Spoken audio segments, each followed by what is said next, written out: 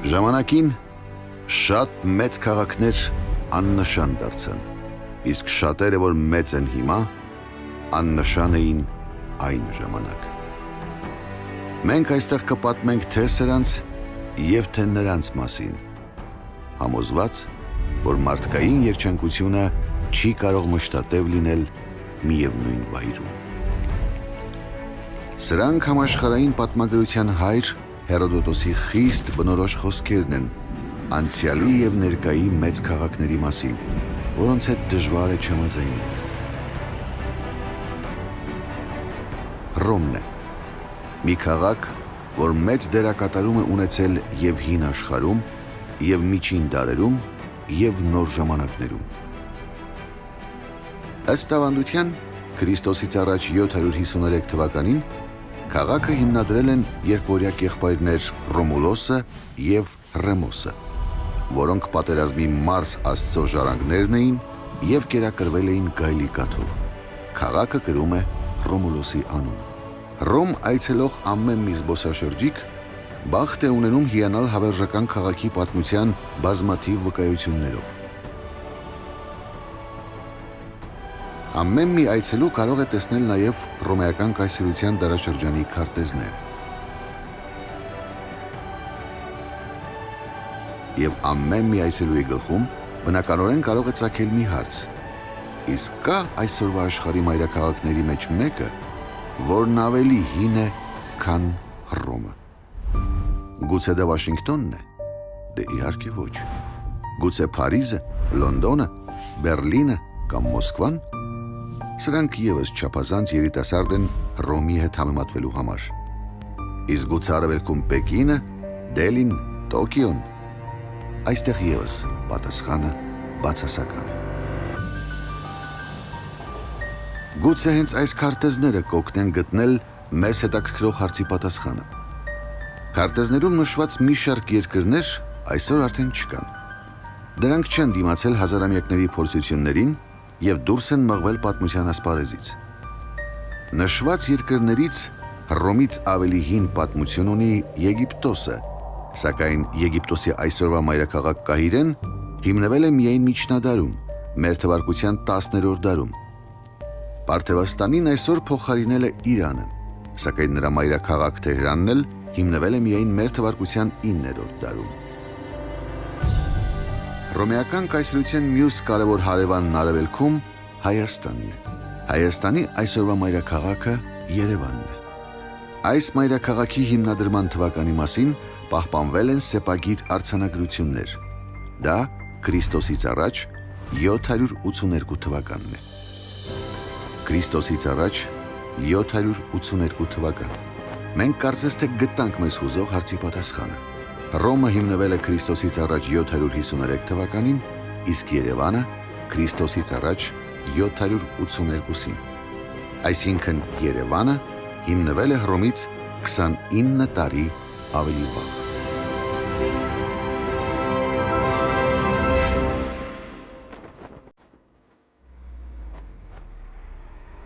Սա Երևանի քաղաքապետարանն է։ Հետաքրքիր ճարտարապետական հորինվածքով այս շենքի ճակատային մասի ամեն մի սյունը նվիրված է Հայաստանի անցյալի մեկ նշանավոր մայրաքաղաքի։ Հայաստանն իր 5000-ամյա պատմության ընթացքում ունեցել է բազմաթիվ մեծ ու փոքր մայրաքաղաքներ, որոնցից նշանավոր են 12-ը։ Երևանն այդ 12-ից մեկն է, ամենավերջինը։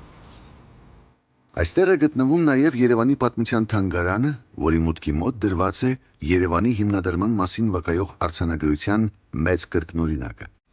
Իսկ արձանագրության բնօրինակները կարելի է տեսնել Էրեբունի հնավայրում և հնավայրի ստորոտում կառուցված թանգարանում։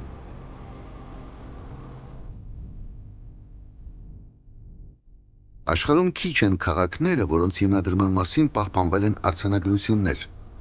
քարագիր ծննդյան վկայականներ։ Երևանը այդ հազվագյուտ երջանիկ քաղաքներից է։ Քաղաքի հիմնադրման մասին պատմող սեպագիր արձանագրություններում քաղաքի անունը վկայված է Էրեբունի ձևով։ Դա պայմանավորված է սեպագրի օրինաչափություններով։ Սեպագրում չկար վ հնչյունը, այն փոխարինվում էր բ-ով, նաև շատ տարածված էր ա ու հնչյունափոխությունը, այդ պատճառով էլ Երևանը սեպագիր գրության մեջ տեղ է գտել Էրեբունի ձևով։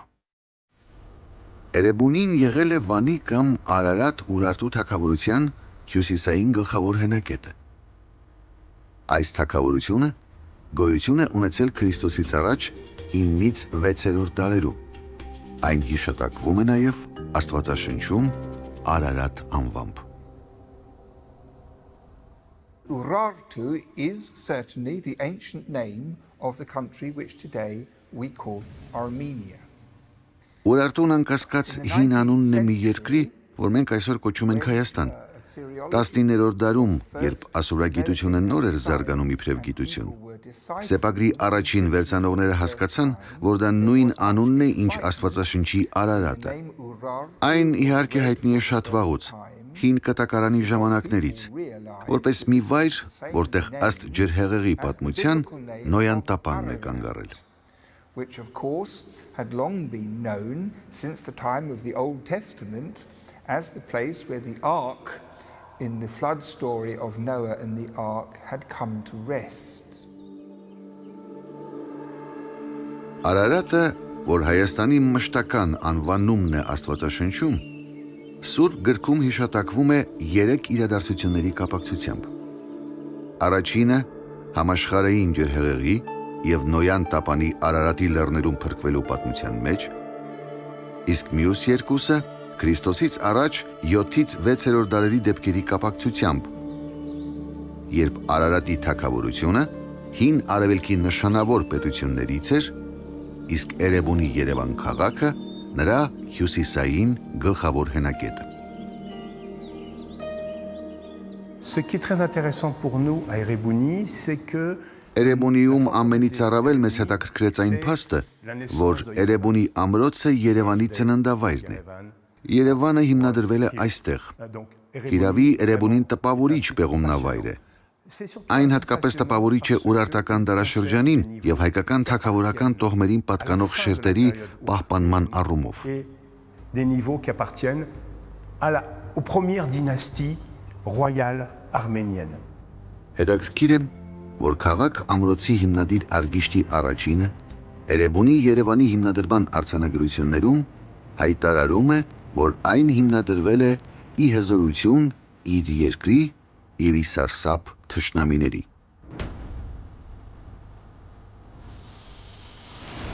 Խալդյան մեծությամբ Արգիշտին, Մենուայի որդին, այս ամրոցը հոյակապ կառուցեց, հաստատեց Էրեբունի անունը ի հզորություն Բիայնիի երկրի և ի սարսափ թշնամիների։ Արգիշտին ասում է. հողը ամայի էր, ես հզոր մեծագործություններ կատարեցի այստեղ։ Խալդյան մեծությամբ Արգիշտին, Մենուայի որդին, արքայը հզոր, արքա մեծ, արքա Բիայնիի երկրի, տերը Տուշպա քաղաքի։ Սեպագրում տարածված էր ա ու հնչյունափոխությունը։ Ուստի Ասորեստանի և Բաբելոնի սեպագիր աղբյուրներում Արարատի թագավորությունը հանդես է գալիս Ուրարտու անվամբ։ Հենց այդ անվամբ է այն նշվում աշխարհի հնագույն բաբելոնյան քարտեզի վրա, որում հիշատակվող երկրներից մեկը Ուրարտու Արարատ Հայաստանն է։ This tablet is the oldest map of the world that has ever been discovered. Այս սալիկն աշխարհի մինչ օրս հայտնաբերված հնագույն քարտեզն է։ Այս հնագիտական հուշարձանը այժմ պահպանվում է բրիտանական թանգարանում։ Այն գտնվել է Բաբելոն հնագույն քաղաքից, Իրաքում 19-րդ դարում։ Դպիրը շատ հանգամանորեն քարտեզի մակերեսին գրել է տարբեր քաղաքների կամ ցեղերի կամ վայրերի անունները, որոնց մասին նա գիտեր։ Մեծ քաղաքները, ինչպիսիք են Աշուրը, Բաբելոնը, Նիպուրը, որոնք միջակետքի նշանավոր վայրերն են, նշված են այստեղ փոքր շրջանակով, ներսում գրությամբ, վերում հյուսիս-արևելքում կա սեպագիր գրություն, Ուրարտու, իսկ Ուրարտուն մենք այսօր գիտենք հին Հայաստանի անվանումն է։ Urartu is the ancient name that we know today of ancient Armenia. Իսկ սա հին աշխարհի ամենանշանավոր արձանագրություններից մեկն է, որը գրեթե ժամանակակից է աշխարհի հնագույն բաբելոնյան քարտեզին։ Այն Աքեմենյան դարեհ առաջին արքայի հրամանով քանդակվել է Քրիստոսից առաջ 6-րդ դարում Իրանի Բիսեթոն կամ Բեհիստուն կոչվող ժայռի վրա։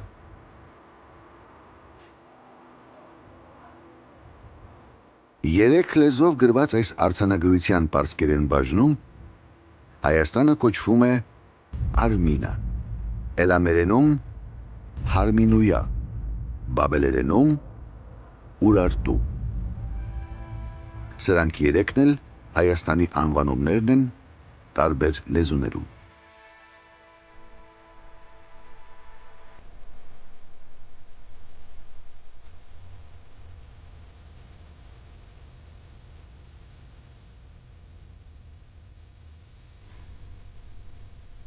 Վերադառնանք Էրեբունի հնավայր։ Այստեղ հայտնաբերվել են մի քանի տասնյակ արձանագրություններ, որոնք պատմում են ամրոցի հիմնադրման, ամրոցի տարածքում տաճարի, զորանոցի, պահեստների և այլ շինությունների կառուցման մասին։ Պեղումների ընթացքում հայտնաբերվել և շարունակվում են հայտնաբերվել շինություններ, բազմաթիվ առարկաներ, որոնք իրենց պատրաստման կատարելությամբ հիացմունք են պատճառում նաև այսօր։ Գտնվել են նաև ամրոցի հիմնադրման առթիվ պատրաստված իրեր, հատկապես տպավորիչ են արձանագրություններ կրող վահանները։ Ci troviamo sul territorio della città. Մենք գտնվում ենք Էրեբունի քաղաքի տարածքում։ Ամեն անգամ, երբ գալիս ենք այս վայրը, ամեն անգամ, երբ անդրադառնում ենք այս հուշարձաններին, լինեն դրանք գրավոր, թե հնագիտական, բացահայտում ենք մի նոր բան, եւ սա մեր փոքրիկ ներդրումն է համաշխարհային քաղաքակրթության վերականգնման գործում։ È il contributo che noi diamo, piccolo contributo alla ricostruzione della civiltà mondiale. Էրեբունի Երևանի պեղումները սկսվել են 1950 թվականին։ Հնավայրից գտնված մեծ թվով արձանագրություններում, սակայն, չի նշվում քաղաք ամրոցի հիմնադրման ստույգ թվականը։ Իսկ որտեղից է այն հայտնի դարձել։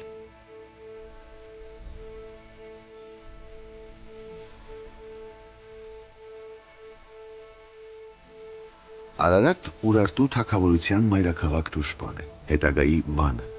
Այդ պատճառով էլ գրականության մեջ պետությունը հաճախ կոչվում է Վանի թագավորություն։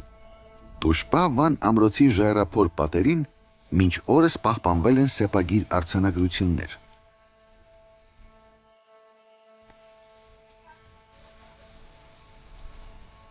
Դրանցից ամենածավալունը, որը նաև Վանի թագավորության ամենամեծածավալ արձանագրությունն է, պատմում է Արարատ Ուրարտուի ամենանշանավոր տիրակալ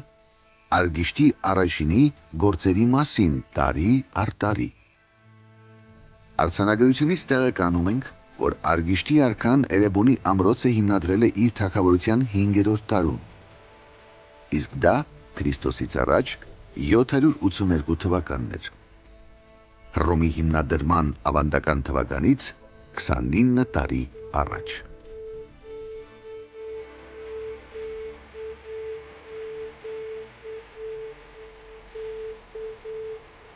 Էրեբունի, սակայն Երևանի պատմության ամենավաղ սահմանագիծը չէ։ Մարդու բնակության հետքերը Երևանում վերաբերում են հին քարեդարի ժամանակաշրջանին։ Երևանյան քարիդարյան քարայրներից մեկից հայտնաբերված գանգի մնացորդներից հնարավոր է դարձել վերականգնել հնագույն բնակչի այս դեմքը։ Այն ունի 40,000 տարվա վաղեմություն։ Երևանյան լճի ափին է գտնվում քաղաքի առավել նշանավոր հնավայրերից մեկը՝ Շենգավիթը։ Այն եղել է հայկական լեռնաշխարհի վաղ բրոնզի դարի ժամանակաշրջանի գլխավոր կենտրոնը, ինչի պատճառով էլ մի շարք գիտնականներ այդ մշակույթը կոչում են Շենգավիթյան։ Շենգավիթյան կամ վաղ բրոնզիդարյան մշակույթը տևել է մոտ 1000-ամյակ։ Քրիստոսից առաջ 4-րդ հազարամյակի կեսերից մինչև 3-րդ հազարամյակի կեսերը, ընդգրկելով ողջ հայկական լեռնաշխարհը։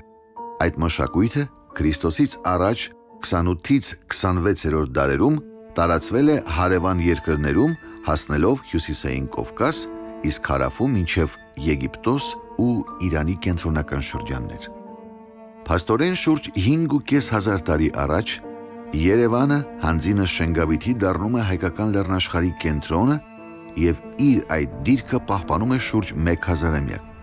Հետաքրքիր է, որ 4000 տարի անց այն կրկին դառնում է հայկական աշխարհի կենտրոնը եւ արդեն 500 տարի է, որ խաղում է իր այդ դերը։ Մի տեսակ խորհրդավոր բան կա դրանում։ Աստվածաշնչյան ձևակերպմամբ ամեն բան վերադառնում է իր շրջանս յուր։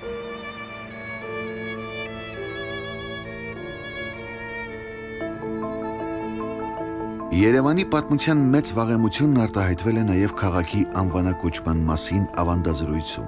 որը կապվում է համաշխարհային ջրհեղեղի եւ Նոյ նահապետի հետ։ Հնամենի զրույցի համաձայն ջրհեղեղից հետո, երբ փրկության տապանը կանգ է առել Արարատի գագաթին, Նոյը տեսել է առաջին ցամաքը եւ բացականչել. Երևաց։ Ու քանի որ երևացողը Երևանի տեղն էր, այն անվանակոչվել է Երևան։ Աշխարհի բազմաթիվ քաղաքներ ունեն հիմնադրման առասպելական պատմություններ, ինչպես օրինակ Հռոմը։ Ավելի հին է Աթենքի հիմնադրման ավանդազրույցը, որը կապվում է կիսաառասպելական Թեսևսի հետ եւ թվագրվում է Քրիստոսից առաջ 13-րդ դարով։ Երևանի առավելությունն այստեղ ակնհայտ է։ Ըստ ավանդազրույցի, այն անվանակոչվել է Նոյ նահապետի կողմից, որը նոր մարդկության նախահայրն էր, իսկ արդեն զուտ պատմական քարի վրա թողնված արձանագրության համաձայն Քրիստոսից առաջ 782 թվականին։ Երևանն իբրև բնակավայր անընդմեջ գոյատևել է իր հիմնադրումից մինչև այսօր։ Երևանի տարածքում Շենգավիթի անմիջական հարևանությամբ է գտնվում Թեյշեբայինի ամրոցը, Կարմիր Բլուր հնավայրը, որը նույնպես հիմնվել է Արարատ-Ուրարտու թագավորության ժամանակ, Էրեբունիից մոտ 100 տարի անց։ Բացառիկ այս բերդաքաղաքը ևս դառնում է թագավորության կարևոր հյուսիսային հենակետերից մեկը։ Արարատ-Ուրարտու թագավորությունից հետո էլ կյանքը Երևանի տարածքում շատ աշխուժ է եղել։ Այդ են վկայում Էրեբունի Երևան հնավայրում կառուցված Աքեմենյան ժամանակաշրջանի պալատական համալիրը, Ալեքսանդր Մակեդոնացու, Սելևկյան եւ Պարթևական արքաների հռոմեական կայսրերի բազմաթիվ դրամների հայտնաբերվելը։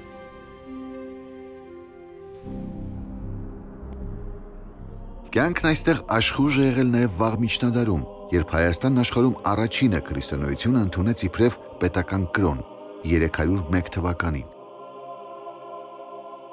Դրա վկայություններից են 5-րդ դարում հիմնված Պողոս Պետրոս եկեղեցին, որն ավերվեց խորհրդային աթեիստական իշխանությունների կողմից, 590 թվականին կառուցված Ավանի կաթողիկե եկեղեցին, որն այսօր կիսավեր վիճակում է։ Բազմաթիվ են միջնադարյան պատմիչների վկայությունները Երևանի մասին, որոնցում քաղաքը հիշատակվում է նաև Էրևան, Արևան, Իրևան, Այրավան եւ այլ տարբերակներով։ Այդ վկայություններից առանձնապես ուշագրավ է 7-րդ դարի պատմիչ Սեբեոսի տեղեկությունը 642-ից 643 թվականներին Հայաստան ներխուժած արաբների մասին։ Արաբ նվաճողները պաշարում են Երևանը, երկարատև մարտեր մղում բերդի պարիսպների տակ, սակայն այդպես էլ չեն կարողանում գրավել ամրոցը։ Երևանը ծաղկում է ապրում 9-ից 13-րդ դարերի հայկական թագավորությունների եւ իշխանությունների ժամանակաշրջանում։ Հիմնվում են հոգևոր մշակութային նոր կենտրոններ, գրվում եւ ընդօրինակվում են նոր ձեռագրեր։ Հատկանշական է, որ Երևանն իր շրջակայքով հռչակված էր նշանավոր այգիներով, որոնք հիշատակվում են բազմաթիվ արձանագրություններում։ 13-րդ դարի կեսերին Հայաստանը նվաճվեց մոնղոլ թաթարների կողմից։ Բնակչության զգալի մասը կոտորվեց կամ քշվեց գերությանը։ Սկսվեց հայ բնակչության զանգվածային արտագաղթ։ Մոնղոլ թաթարներին հաջորդեց նոր աղետ։ 1387 թվականին Երևանը ենթարկվեց Լենգ Թեմուրի հրոսակների հարձակմանը։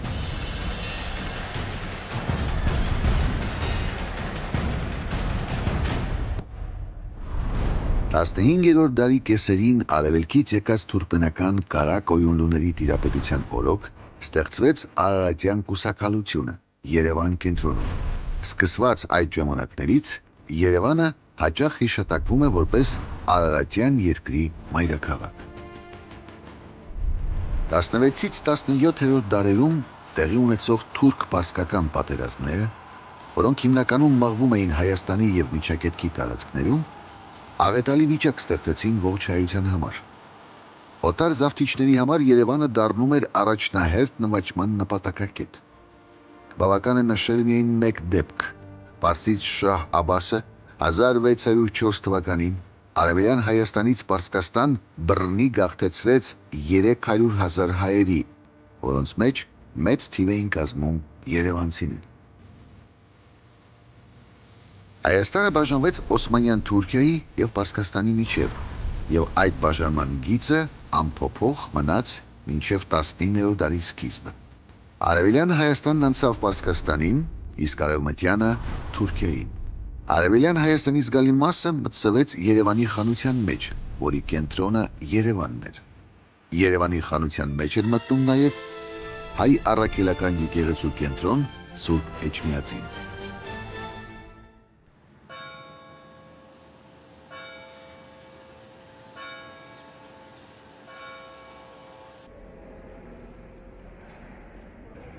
Երկու մահմեդական գերտերությունների իշխանության տակ ընկնելը ավելի էր ծանրացնում քրիստոնյա հայ ժողովրդի վիճակը։ Ստեղծված անտանելի պայմանները արգելակում էին հայերի մշակութային, նաև սոցիալ-տնտեսական զարգացմանը։ Բերենք մեկ օրինակ։ Հայկական տպագրությունը սկզբնավորվել է Վենետիկում 1512 թվականին, որից հետո տարբեր երկրներում, որտեղ կային թեկուզ փոքր հայկական համայնքներ, բացվել են մի քանի տասնյակ հայկական տպարաններ։ Սակայն հայերն իրենց երկրում, Հայաստանում, առաջին տպարանը կարողանում են հիմնել միայն հայ տպագրության սկզբնավորումից 260 տարի անց, կաթողիկոս Սեմեոն Երևանցու ջանքերով 1771 թվականին։ Սա ծնունդով երևանցի նշանավոր այդ կաթողիկոսի գաղն է, որն այսօր ցուցադրվում է Հայաստանի պատմության ազգային թանգարանում։ Վերջին հայոց թագավորությունն անկում էր ապրել 14-րդ դարում։ 15-ից 19-րդ դարերում Հայաստանի ազատագրման գործին են զինվորագրվում բազմաթիվ նշանավոր հայորդիներ, որոնք փորձում էին աշխարհի քրիստոնյա գերտերությունների օգնությամբ ազատագրել հայ ժողովրդին։ Սկզբում հայերն ավելի շատ դիմում էին արևմտաեվրոպական մեծ տերություններին, հաճախ փորձելով Հռոմի պապի միջամտությամբ կազմակերպել բիբլիական Արարատի երկրի, Նոյան տապանի փրկության երկրի ազատագրումը։ 18-րդ դարի սկզբից հայ գործիչները դիմում են նաև հյուսիսում հզորացող քրիստոնյա տերությանը, Ռուսաստանին, որը սկսած Պետրոս Մեծի ժամանակաշրջանից ակտիվորեն ծավալվում է դեպի հարավ։ Հայ գործիչները ռուսական արքունիքի հետ մշակում էին Հայաստանի ազատագրության ծրագրեր, որոնք իրենց արդյունքը տվեցին 19-րդ դարի առաջին 30-ամյակում, երբ արևելյան Հայաստանի հիմնական մասը միացվեց Ռուսաստանին։ 1826-ից 1828 թվականները տեղի ունեցած նոր ռուս-պարսկական պատերազմը ավարտվեց ռուսների հաղթանակով։ Պատերազմում բեկումնային էր Երևանի գրավումը 1827 թվականի հոկտեմբերի 1-ին։ Մինչ այդ երկու անգամ 1804-ին և 1808 թվականներին ռուսական զորքերը պաշարել էին Երևանի բերդը, սակայն չէին կարողացել այն գրավել։ 1828 թվականի փետրվարի 10-ին կնքված Թուրքմենչայի պայմանագրով Երևանի և Նախիջևանի խանություններն ու Օրդուբադի գավառը անցան Ռուսաստանին։ Այդ տարածքներից ձևավորվեց հայկական մարզը, որը դարձավ ռուսական կայսրության առանձին վարչական միավոր։ Ռուսաց կայսեր տիտղոսաշարում ավելացվեց տիրակալ հայկական մարզի տիտղոսը։ Благодарный армянский народ чтит Երախտապարտ հայ ժողովուրդը հարգում է ազատագրական շարժման պատմական իրադարձությունների հիշատակը եւ այդ պայքարում Ռուսաստանի եւ ռուս ժողովրդի դերը։ Մենք գիտենք գեներալ Կրասովսկու ջոկատի անօրինակ հերոսությունը փրկելու Սուրբ Էջմիածինը։ Այսօր այդ մասին է վկայում Օշականի հերոսների հուշարձանը։ Արևելյան Հայաստանն ազատագրվեց 1828 թվականին եւ այն ժամանակ ստորագրվեց Թուրքմենչայի պայմանագիրը, իսկ 1834 թվականին արդեն կանգնեցվեց Օշականի հերոսների հրաշակերտ հուշարձանը, որի տակ քննջում են 1131 ռուս զինվորների մասունքները, որոնք առանց մտածելու նետվեցին իրենց տասնապատիկ գերազանցող պարսկական հակառակորդ բանակի դեմ։ Թողարկվեց հատուկ հուշամեդալ Երևանի գրավման համար, որով պարգևատրվեցին բազմաթիվ զինծառայողներ։ Պատերազմում իրենց հերոսությամբ եւ սխրանքներով աչքի ընկան հայկական կամավորական գնդերը, որոնք սեփական դրոշներով կռվում էին ռուսական զորքի կողքին, արժանանալով ռուսական հրամանատարության հիացմունքին ու պարգևներին։ Երևանը հայկական մարզի կենտրոն եղավ 1828-ից 1840 թվականներին։ Սա հայկական մարզի զինանշանն է։ Ռուսական կայսրության երկգլխանի արծվի հովանու ներքո Հայաստանը ներկայացված էր 3 խորհրդանշաններով։ Առաջինը Արարատ լեռն է, Նոյան տապանով։ Երկրորդը հայ ամենանշանավոր արքա Տիգրան Մեծի թագն է։ Երրորդը Էջմիածնի մայր տաճարը, քրիստոնյա Հայաստանի գլխավոր կենտրոնը։ Ռուսաստանի տիրապետության տակ անցնելուց հետո Երևանում զգալի տեղաշարժեր եղան։ Զարկ տրվեց տնտեսության մի շարք ճյուղերի զարգացմանը։ Հատկապես աչքի էր ընկնում կոնյակագործությունը։ Էլ ավելի ընդգծվեց Երևանի դերը որպես ազգային մշակույթի կենտրոնի։ Լույս տեսան մեծ թվով հայալեզու եւ այլալեզու հանդեսներ, գրքեր։ Բացվեցին բազմաթիվ նոր դպրոցներ, թատրոններ, մշակույթի այլ օջախներ։ Առաջին համաշխարհային պատերազմի տարիներին, օգտվելով աշխարհում տիրող խառն իրադրությունից, Թուրքիան Արևմտյան Հայաստանում իրականացրեց մարդկության պատմության առաջին ցեղասպանությունը։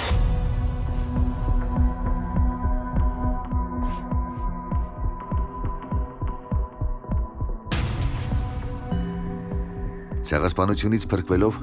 100 հազարավոր հայ գաղթականներ ապաստան գտան Արևելյան Հայաստանում։ Երևանը ևս դարձել էր մեծ թվով գաղթականների ապաստանատեղի։ 1917 թվականին ռուսական երկու հեղափոխությունները կործանեցին ռուսական կայսրությունը։ 1918-ի հունվարին Անդրկովկաս ներխուժեցին թուրքական զորքերը։ Վիճակն նորհասական էր։ Հակառակորդը գերազանցում էր հայերին թե քանակապես, թե զինվածությամբ։ Սակայն հայությունը համախմբվելով Երևանի շուրջ 1918 թվականի մայիսին մի քանի հերոսամարտերով կասեցրեց թշնամու վտանգը եւ 1918 թվականի մայիսի 28-ին վերականգնվեց 14-րդ դարում անկում ապրած Հայաստանի անկախությունը։ Երևանը հռչակվեց Հայաստանի Հանրապետության մայրաքաղաք։ Ահա այսպիսին է Երևանի հին պատմությունը, վավերագրված ու ավանդված հազարամյակներ ի վեր։ Նախանձել կարելի է նման վաղնջական պատմություն ունենալուն, բայց միայն բարի նախանձով։ Սակայն կա չար նախանձ, որն առաջանում է սեփական արժեքներ չունեցողի մոտ։ Այդպիսի զգացումով են Երևանին նայում Հայաստանի այսօրվա արևելյան հարևանները, փորձելով խեղաթյուրել ճշմարիտ պատմությունը։ 1918 թվականի մայիսի վերջին Անդրկովկասի արևելյան շրջաններում բնակվող կովկասյան թաթարները կամ կովկասյան թուրքերը հռչակեցին պետություն, այն անվանելով Ադրբեջան։ Ադրբեջանը Ատրպատականի հնչյունափոխված անվանումն է։ Atropaten is first mentioned by classical authors. Ատրպատականը սկզբնապես հիշատակվում է անտիկ հեղինակների մոտ, ինչպիսիք են Ստրաբոնը, Պլինուս Ավակը, Պտղոմեոսը եւ բազմաթիվ այլ անտիկ աղբյուրներ։ Դրանցում խիստ հետևողականորեն նշվում է, որ Ատրպատականն այն շրջանն էր, որ գտնվում էր Արաքսից հարավ, որն այսօրվա իրանական Ադրբեջանն է։ Չկա այնպիսի միավոր, ինչպիսին է Ադրբեջանը Արաքսից հյուսիս, իրանական Ադրբեջանից հյուսիս նման պատմական միավոր երբևէ գոյություն չի ունեցել, եւ միայն սկսած 1918 թվականից նման միավոր ստեղծվեց գերազանցապես քաղաքական նկատառումներով։ In late May of 1918, when such an entity was created, mostly in a political aspect. 1968 թվականին Երևանում նշվեց մայրաքաղաքի 2750-ամյակը, ինչը դարձավ ավանդական։ Ամեն տարի հոկտեմբեր ամսին հայերը նշում են իրենց մայրաքաղաքի տոնը։ Դրան հակադրվելու եւ Երևանի պատմությունը կեղծելու միտում ուներ Ադրբեջանի մայրաքաղաք Բաքվում 2011 թվականին Երևանի բերդի 500-ամյակը միջոցառումը, որը հովանավորում էր Ադրբեջանի նախագահ Իլհամ Ալիևը։ Ադրբեջանցիներն ասում են, թե իբր Երևանը հիմնել է 16-րդ դարի սկզբին Ռևան Գուլի խանը, որի անունից էլ գալիս է Երևանի անվանումը։ Առնվազն տգետ պետք է լինել նման բան ասելու համար, քանի որ 16-րդ դարից առաջ մի քանի տասնյակ անգամ հիշատակվում է Երևանն իր բերդով։ Հիշենք, որ դեռևս 7-րդ դարում Երևանի բերդը դիմադրում է արաբներին մնալով աննվաճ։ 1387 թվականին պայքարում է Լենգ Թեմուրի դեմ։ Ի վերջո ինչպես կարող էր Երևանը հիմնվել 16-րդ դարի սկզբին եւ անվանակոչվել Ռևան Գուլի խանի անունով, երբ դրանից 2 դար առաջ 14-րդ դարի առաջին կեսին մոնղոլ տիրակալներ Աբու Սաիդը եւ Անուշիրվանը դրամներ են թողարկել Երևան քաղաքում, նշելով դրանց վրա քաղաքի անունը։ Պետական մակարդակի բարձրացված ադրբեջանական կեղծարարությունը չի սահմանափակում միայն մայրաքաղաք Երևանի պատմության կեղծումով, այլ վերաբերում է ամբողջ Հայաստանին եւ հայ ժողովրդին։ Դեռևս 1990-ական թվականներին Ադրբեջանի նախորդ նախագահը Հեյդար Ալիևը, որը ներկայիս նախագահի հայրն էր, հանձնարարեց ադրբեջանցի պատմաբաններին կեղծել եւ վերաշարադրել տարածաշրջանի պատմությունը հօգուտ Ադրբեջանի։ Ադրբեջանում դեռևս խորհրդային ժամանակներում եղել է լավ դպրոց, սակայն դժբախտաբար այն զգալի չափով ճնշված է։ Այն մարդիկ, որոնք ընդհանրապես համարձակվում են ինչ-որ բան ասել, նրանց հետապնդում են։ Հետապնդում են մարդիկ, որոնց նշանակել են քաղաքական մոտիվներով եւ որոնք բավականին հեռու են գիտությունից։ Պետական մակարդակի կեղծարարության արդյունքում ադրբեջանական հայտարարվեցին ոչ միայն հայկական հողերն ու մշակույթի հուշարձանները, այլև մյուս ժողովուրդների պատմությունն ու մշակույթը։ Օրինակ, Պարսկաստանի Սեֆեֆյան թագավորությունը հայտարարվեց ադրբեջանական պետություն, իսկ միջնադարի աշխարհահռչակ պարսիկ բանաստեղծ Նիզամին ադրբեջանցի թուրք։ Նիզամիի հետ կապված վերջերս իմացվեց, որ նրա գերեզմանին գրված պարսկերեն բանաստեղծությունները ջնջվել են։ Նույն ինքը Նիզամին երբ կենդանի էր, նրան խնդրեցին, որ մի բանաստեղծություն ասի թուրքերենով, եւ նա այս երկու բեյթով պատասխանեց. Թուրքի վարքը մեզ հարիր չէ, թուրքերեն խոսքը մեր գինը չէ, թե նա ով ազնվազարմ է, նրան ազնիվ խոսք է հարիր։ Այսինքն դա նշանակում է, որ ես պարսիկ եմ եւ պետք է պարսկերեն խոսեմ, իսկ ինձ հարիր չէ, որ վայրի թուրքական լեզվով խոսեմ։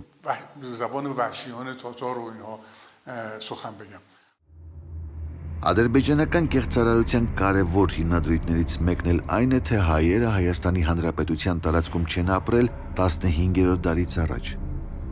Ասվածի անհեթեթությունը հասկանալու համար բավական է մի հայացք գցել աշխարհի նշանավոր քարտեզներին, որոնց հեղինակներն ու հրատարակիչները ի դեպ հայեր չեն։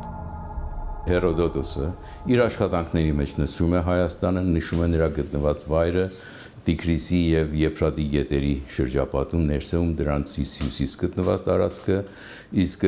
գերմանացի եւ անգլիացի քարտեզագետները, որ տարիներ հետո նրա բացատրությունների վրայով կառուցել են աշխարհի քարտեզը, գծել են աշխարհի քարտեզը, աշխարհի քարտեզում նրանք նշել են Հայաստան, Արմենիա անվանումը, համարյա աշխարհի կենտրոնում է գտնվում։ Իսկ Էրատոսթենեսը, որ շուրջ 3-րդ դար մեր թվականությունից առաջ հայտնի հույն աշխարհագրագետ եւ պատմաբան էր, Նա իր աշխարհի պատմությունների բացատրությունների մեջ նույնպես նշում է Հայաստանի անունը եւ նրա գրվածքների հիմունքների վրա պատրաստած քարտեզները, ինչպես նաեւ մյուս հայտնի հույն աշխարհագրագետների, մասնագետների պատրաստած գրությունների հիման վրա պատրաստված քարտեզները, բոլորը կենտրոնում ունեն Հայաստանը։ Այս շարքը կարելի է երկար շարունակել ու դիտել հին ու միջին դարերի նշանավոր հեղինակների քարտեզները՝ Ստրաբոն, Պտղոմեոս, 10-րդ դարի արաբ աշխարհագիր Ալ-Իսթախրի։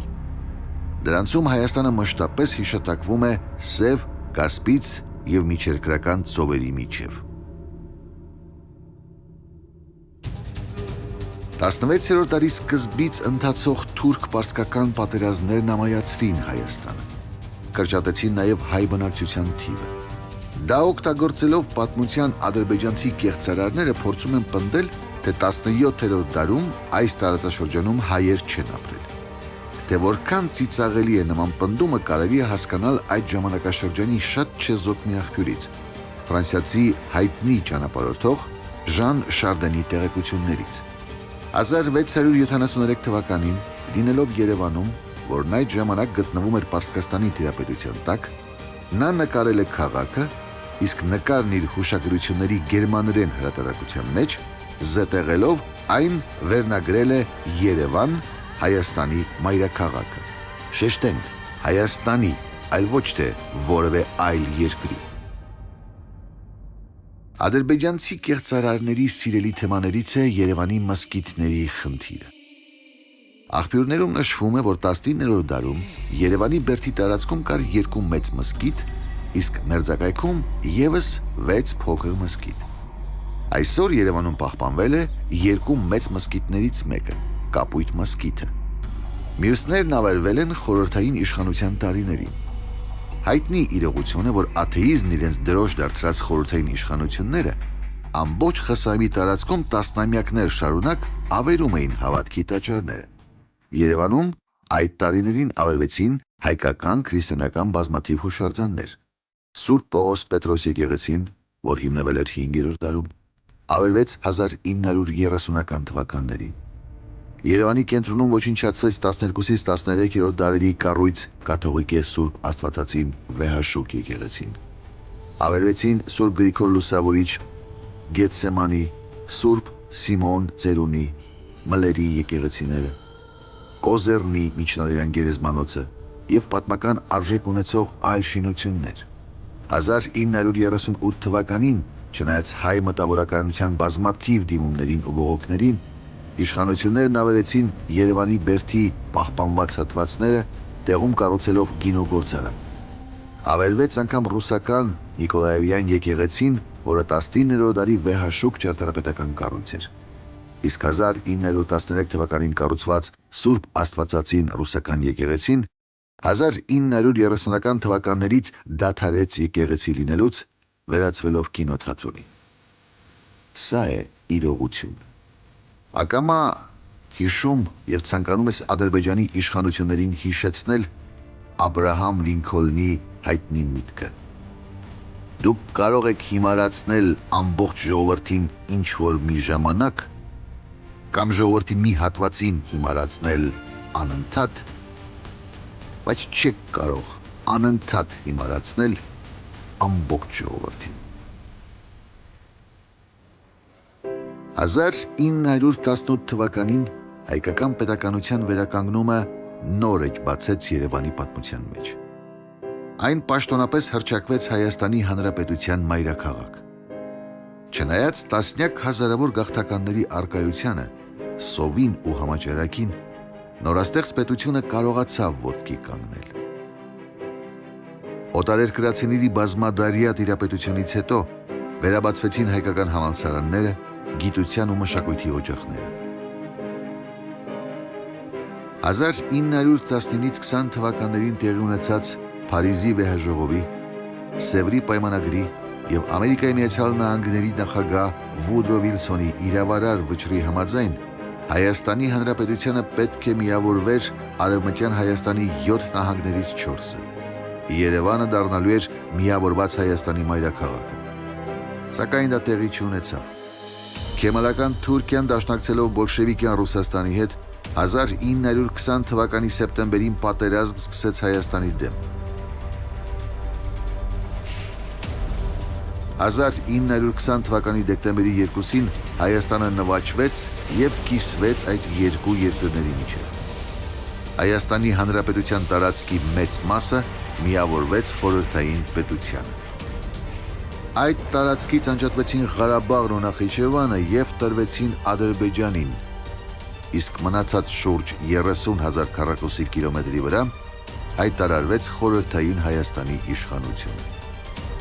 Հայաստանի խորհրդային սոցիալիստական հանրապետությունը ԽՍՀՄ-ի կազմի մեջ մտնող կիսաանկախ հանրապետություն էր, որի մայրաքաղաքը ևս Երևանն էր։ 1920-ից 30-ական թվականներին Հայաստանի տարածքների բռնազավթումն ու օտարումը, հայկական հոգևոր և մշակութային բազմաթիվ հուշարձանների ոչնչացումը, առաջադեմ մտավորականների աքսորը խիստ բացասական անդրադարձան երկրի ու մայրաքաղաքի վրա։ Բայց և այնպես, հայ ժողովրդի ստեղծագործ հանճարի շնորհիվ ստեղծված խաղաղության պայմաններում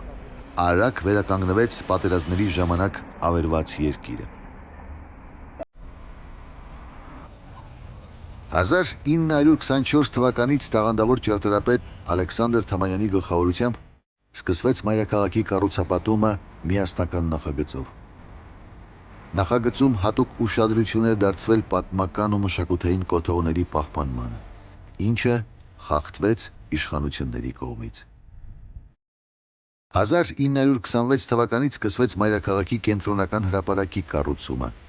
որի հյուսիսային մասում գտնվում է Հայաստանի պատմության պետական թանգարանը։ Այնուհետև կառուցվեցին օպերայի և բալետի պետական թատրոնը,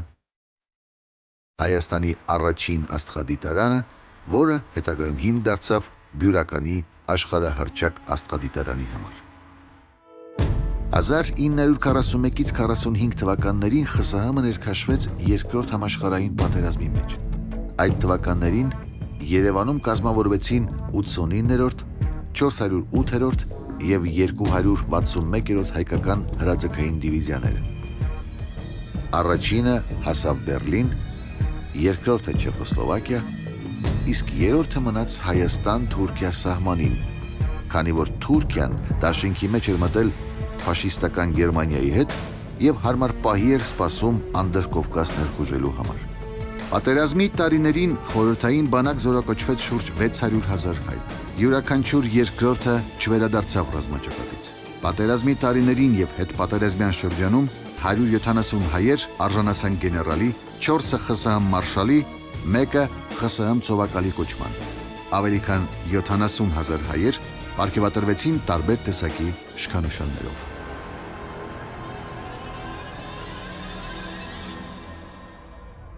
1950-ական թվականների կեսերին Ստալինյան բռնատիրության ավարտից հետո ԽՍՀՄ-ի ժողովուրդները որոշակի հնարավորություններ ստացան զարգացնելու իրենց ազգային մշակույթը։ Հայկական հին ձեռագրերի ամենամեծ պահոցն աշխարհում, Մատենադարանը, կառուցվեց 1950-ական թվականներին։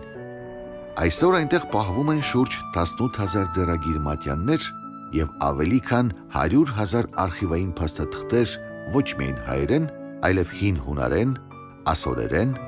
լատիներեն, արաբերեն, վրացերեն և այլ լեզուներով։ 1957 թվականից Երևանի անդորը հսկում է հաղթանակի այգում կանգնեցված Մայր Հայաստանի արձանը։ Արձանից ոչ հեռու կանգնեցվեց 50 մետր բարձրությամբ հաղթանակի հուշասյունը, որը Արարատ Ուրարտու թագավորության շրջանի ամրոցի նշանն է, որից վեր է հառնում կենաց ծառը, անմահության խորհրդանիշը։ 1959 թվականին Երևանում կանգնեցվեց ևս մեկ խորհրդանշական կոթող՝ հայոց դյուցազնավեպի գլխավոր հերոս Սասունցի Դավթի արձանը։ Արձանը էպիկական հերոսի, որն արդարության համար պայքարող անմնացորդ զինվոր էր։ 1965 թվականին լրացավ թուրքերի կողմից իրականացված հայոց ցեղասպանության 50-ամյակը։ Սկսվեց ցեղասպանության զոհերի հիշատակը հավերժացնող հուշահամալիրի Ծիծեռնակաբերդի կառուցումը, որն ավարտվեց 1967-ին։ Բուռն շինարարությունը շարունակվեց նաև հետագա տասնամյակների ընթացքում։ Գործարկվեց Երևանի մետրոպոլիտենը, բացվեց մարզահամերգային համալիրը, որը հանրապետության մեծագույն մշակութային հիմնարկներից է, և բազմաթիվ այլ հաստատություններ։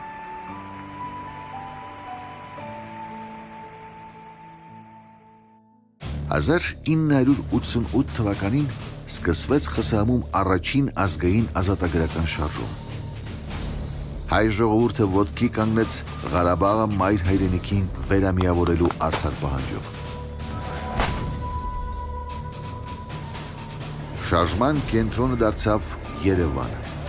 Այս շարժումով էլ սկսվեց ԽՍՀՄ փլուզման պատմությունը։ 1991-ին Հայաստանը վերականգնեց իր անկախությունը, իսկ Երևանը կրկին դարձավ անկախ Հայաստանի մայրաքաղաք։ Հնամենի այս քաղաքն այսօր աշխարհի ծաղկուն ու երիտասարդ մայրաքաղաքներից է։